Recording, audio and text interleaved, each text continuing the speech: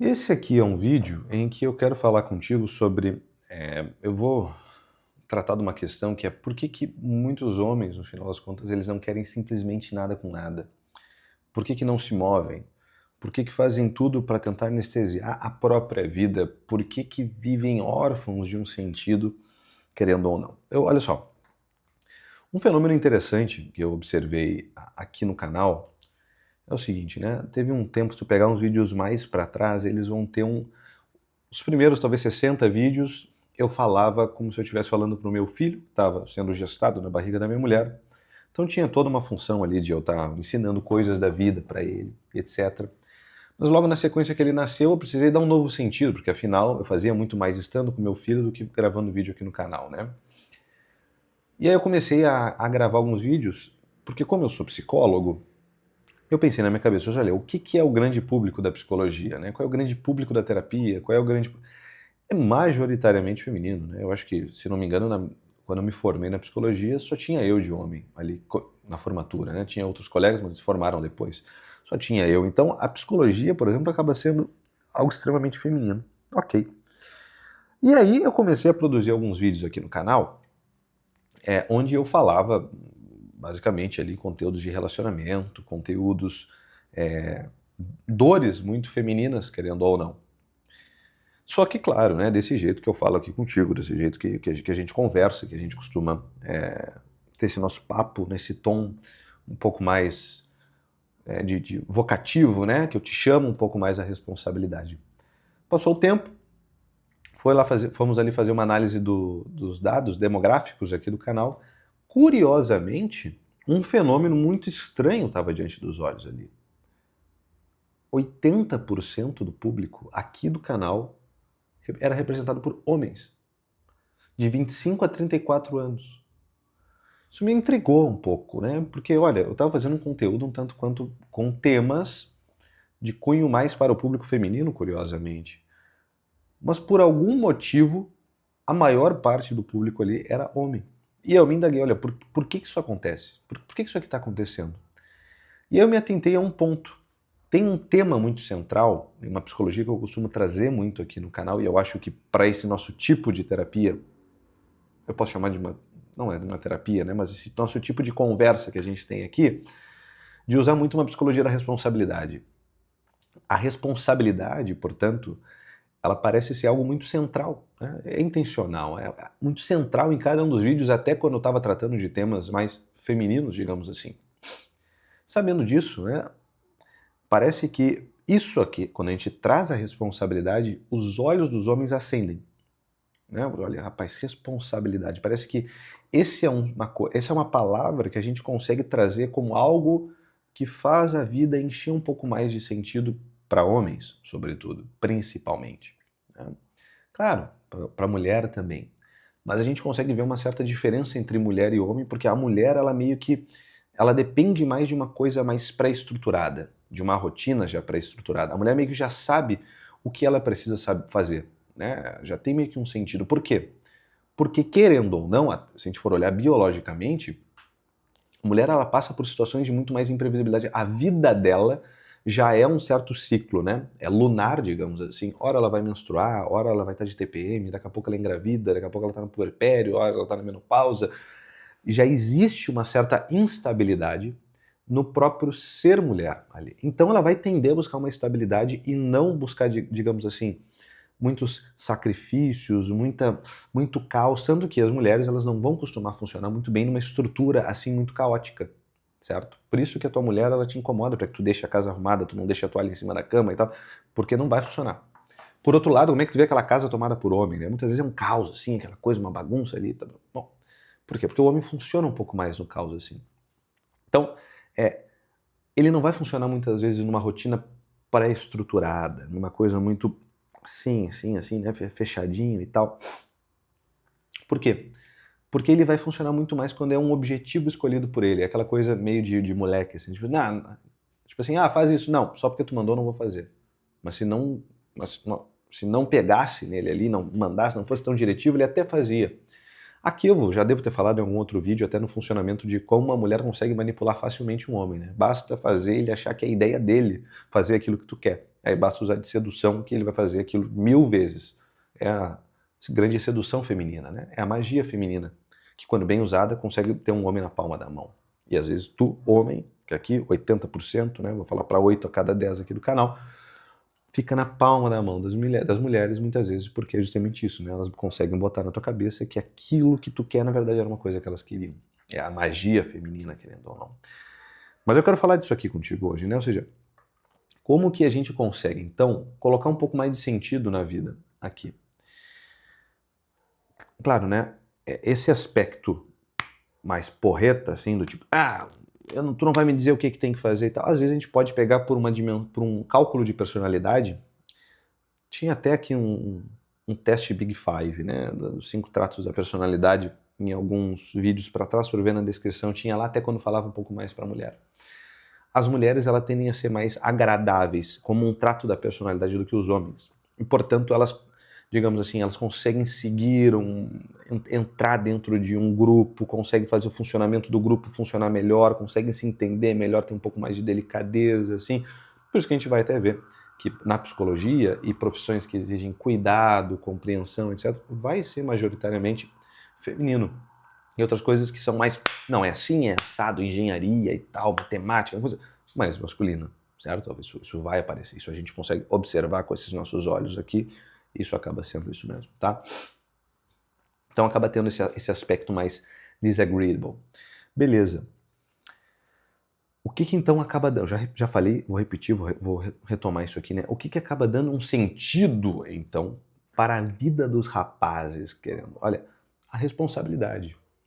Por que a responsabilidade? É esse ato de carregar um fardo que acaba dando sentido para as coisas. Tem um pequeno livro aqui, e aí é o que acaba... Esse aqui que eu quero falar daqui a pouco, né? O Linha de Sombra, do Joseph Conrad. E aí eu vou querer ler um negocinho aqui com vocês. Olha, esse fardo, o fardo que o cara carrega, se ele não carrega nenhum fardo, meio que fica aquela coisa de homem inútil, ele se sente inútil, ele se sente frágil, ele acaba virando outro. Olha, cara, sei lá, tu é facilmente machucado, aí, né? É fácil te machucar, tu é muito frágil, tu é inútil, tu é medíocre e tal. O homem mesmo começa a se ver com um certo desprezo, com uma certa mediocridade. Já quando ele carrega um fardo, ele se orgulha, ele se respeita. Não é isso? Tipo assim, olha, não é tantas vezes o homem vai lá e ele se enfia no trabalho. Não, olha como eu tô carregando, olha como eu tô trabalhando e tal. E traz isso como uma identidade, como uma força pessoal. Claro, às vezes isso aqui pode ficar uma obstinação que acaba virando uma disfunção na vida do cara. Mas olha como é gozado, né? Essa coisa de se jogar no trabalho como um fardo que coloca nas costas e que vejam como eu carrego esse fardo, acaba trazendo algo para a identidade do cara. Diz, olha, eu sou esse cara que trabalha, olha como eu sou útil. Ele não vai se olhar com desprezo. Claro, a mulher no trabalho, quando ela fica assim obstinada, pode perceber, às vezes parece que o trabalho virou um filho para ela.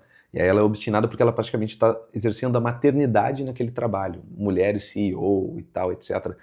Talvez elas ficam até mais obstinadas, porque já não é só um fardo que eu carrego, não, é o meu filho que eu carrego nos braços. Bom, aí é um outro modo simbólico de ver a questão do trabalho. Mas estamos falando aqui dos homens, principalmente. Então, a responsabilidade aqui aparece como esse fardo que ele precisa carregar.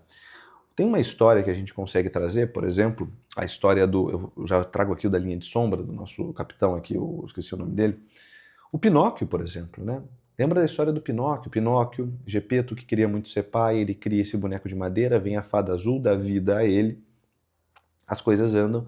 Pinóquio, então, ele vai para a Ilha dos Prazeres. Lembra disso? Lembra do filmezinho da Disney, aquele? Na Ilha dos Prazeres, os meninos tudo fazem o que eles querem, são meninos sem pai, são prazer sem forma, é tudo cada um por si, vai, quebra as coisas e come a hora que quiser e tal. O que vai acontecendo com o Pinóquio? Ele vai se tornando e claro, não ouve mais o grilo falante, que é a própria consciência, né? Então para de atender a própria consciência, para de começar a carregar os fardos, que era ir para a escola e etc. e tal, cumprir os seus compromissos, ele começa a virar um burro, um quadrúpede. E é exatamente isso que a gente observa com os homens que às vezes ficam realmente fracos, né? E claro, a gente vai realmente ter uma cultura que tende a emascular os homens. Afinal, o homem que se diz homem, ele acaba, não, ele é opressor. O homem que se diz homem, não, ele é tóxico. Não, Diego, tu tá falando isso aí, tá dizendo uma coisa que não é supérfluo. Não, qualquer tipo de liderança é visto sempre com uma suspeição, né? Ou seja, isso é meio suspeito. Então, beleza, muitos homens acabam olhando para isso e às vezes não tem uma fibra, tiveram um pai ausente ali de algum modo, não tem essa fibra para poder se impor perante essa cultura, eventualmente, e acaba dizendo, então não joga o jogo, né? Então eu vou lá e cai no vício, em pornografia, no tédio, na impulsividade, em depressão, enfim, N coisas aqui, né? Então, o que acontece, tem aquele ditado que diz assim, né, tempos difíceis criam homens fortes criam tempos fáceis criam homens fracos e homens fracos criam tempos difíceis, né? Esse ciclo que nunca termina. Isso aqui é um problema, né? E a gente pode ver que o Pinóquio, quando ele volta, né, quando volta, se transforma realmente num menino, quando ele assume a responsabilidade. Ele deixa de ser esse burro que só serve para carregar, tipo assim, vai andando ali puxando uma carroça, ele nem sabe o que ele está puxando e tal, ele é mandado. Quando ele assume essa responsabilidade, né? A motivação, então, masculina, a gente pode ver que ela não vai surgir de algo, de uma obrigação imposta. Não, ele precisa querer, ele responde a uma missão assumida. É diferente, né? Eu te dar uma obrigação e te impor essa obrigação é uma coisa. Agora eu te dar uma missão, que tu pode aceitar ou não, lembra do arquétipo do cavaleiro que eu falei nos vídeos anteriores, né? Toma uma missão para ti. Eu quero fazer e tal, que nem aquele moleque, isso tem às vezes um adolescente, uma criança, um menino, né? Diz assim, sei lá, vou te dar uma missão, lavar a louça. E aí o moleque vai lá e lava a louça e tal, mas quando a mãe dele diz assim, tu tem que lavar a louça, aí ele vai lá, se acomoda e tal, não quer fazer, porque a gente vê isso logo da base. Uma missão é diferente isso aqui, meu Deus do céu. Uma obrigação imposta versus uma missão assumida são totalmente diferentes. Tipo, agora tu vai ter que ser pai. Ou dizer, não, eu vou assumir a paternidade como uma missão para mim. A gente vê isso, né? Entre bons pais e péssimos pais, são aqueles que acabam vendo a paternidade como uma obrigação e aqueles que veem a paternidade como missão. Ou cuidar da família, por exemplo. Essa coisa de assumir aqui. Só que o homem moderno, ele acaba ficando assim, órfão de direção. Por quê? Porque ele não assume responsabilidade. Fica sem direção, fica impulsivo, fica entediado, fica desanimado no final das contas, e aí vem marcar terapia com o Diegão pra gente poder resolver. Que a terapêutica como um todo vai ser basicamente isso, olhar para o lado e assumir responsabilidades. E claro, Diego, mas eu não consigo, sou muito fraco. Então a gente vai ter uma terapêutica para te fortalecer, para que tu consiga fazer isso aqui. O Joseph Conrad aqui, ele vai falar da linha de sombra, que é basicamente de um marinheiro de primeira viagem, digamos assim, né? Que é muito jovem e ele está passando por essa transição da mocidade para a vida adulta, onde ele tem que, digamos assim, dar um jeito de governar esse navio aí, cara. Capitaneia esse navio. E aí ele se vê numa situação com a tripulação doente, no meio de uma tempestade, todo mundo ferrado, onde não tem mais quem a ele recorrer. Ou seja, ele não tem um superior que ele diz assim, fudeu, não sei o que eu vou fazer, ajuda. Não, tá no colo dele. E no colo dele ele vai e consegue magistralmente sair daquela tempestade e chegar no porto de novo. E levar a tripulação são a salvo. É o atravessar essa linha de sombra. Essa linha de sombra de quem vai, digamos assim, realmente procurar assumir a responsabilidade da situação e a partir disso acaba revivendo um sentido dentro do sujeito, porque oferece um peso, oferece uma missão, uma responsabilidade real e aí o sujeito revive. A cultura vigente que a gente está inserido, ela fala só de direitos, mas eu já falei no outro vídeo, todo direito necessariamente implica num dever. E se não tem dever, isso vai castrar, vai cortar os bagos dos homens. Porque só direito, olha, se tu tem um direito, implica em mim ter um dever para contigo. Todo direito implica um dever. Por isso que é tão maluco essa coisa de muitos direitos. Tá bom, mas isso é um dever para quem? E aí acaba... Quanto mais direitos, eu posso mais uma chance de eu estar cometendo uma série de injustiças. Porque eu acabo exigindo uma série de deveres dos outros que não é justo que eles tenham esse dever para com esses outros indivíduos adultos capazes, donos de si. E é isso que a nossa cultura hoje nos fornece. Castra os sujeitos. Então, a gente pode ler de um modo, né, que o homem, então, ele vai precisar do quê? A partir de uma visão quase religiosa, né, de um sacrifício concreto. Ele vai precisar de uma aventura que ele topa ir adiante. Ele vai precisar, talvez a gente pode até olhar falar através de uma neurociência, né, de um estímulo dopaminérgico, que precisa de meta, que precisa de esforço para poder cumprir uma missão, e sem missão ele vai acabar adoecendo. Tu quer um sentido para a vida? Assume a responsabilidade, vê as coisas como uma missão, não como uma obrigação imposta. Porque tu pode não fazer, tanto que provavelmente é isso que tu tá fazendo e por isso que tu tá ruim. Tá ruim de cabeça, porque tu, beleza, é uma obrigação, não quero fazer. Não, de assumir para si.